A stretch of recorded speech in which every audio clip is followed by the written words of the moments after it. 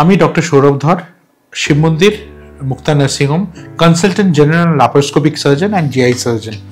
আজকে আমি ঘ্যাগের ব্যাপারে কিছু কথা বলতে চাই, বা ইংলিশে এটাকে বলে হচ্ছে থাইরয়েডের গয়টার বা গলার এখানে যে ঘ্যাগ যেটা হয় এটা নিয়ে। অনেক লোকের ঘ্যাগ নিয়ে অনেক বছর ধরে বসে থাকে।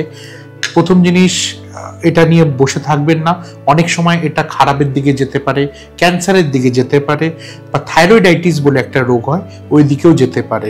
তো আমরা সবসময় সাজেস্ট করব, প্রথম জিনিস যে আপনারা ডাক্তারের কাছে দেখান। 3টে টেস্ট হয়। প্রথম হচ্ছে ব্লাড টেস্ট, যেটাতে আমরা দেখতে পারি যে রক্তের মধ্যে থাইরয়েডের পরিমাণটা কি। দ্বিতীয় টেস্ট হচ্ছে আমরা একটা আলট্রাসোনোগ্রাফি করি গলার। আলট্রাসোনোগ্রাফিতে আমাদের বোঝা যায় যে ভিতরে মাংসটা কতটা আছে বা খারাপের দিকে আছে কি না, বা কতটা রক্ত চলাচল করছে ঘ্যাগের মধ্যে, এটা আমাদের দেখা যায়। আর 3 নম্বর হচ্ছে এফএনএসি বা সূচ দিয়ে আমরা জিনিসটাকে পরীক্ষা করি।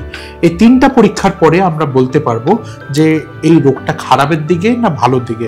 অনেক ঘ্যাগ ভালো রকম হয়, যেখানে আমাদের অনেক সময় অপারেশন করতেও লাগে না, ওষুধের দ্বারাও অনেক সময় ঠিক হয়ে যায়।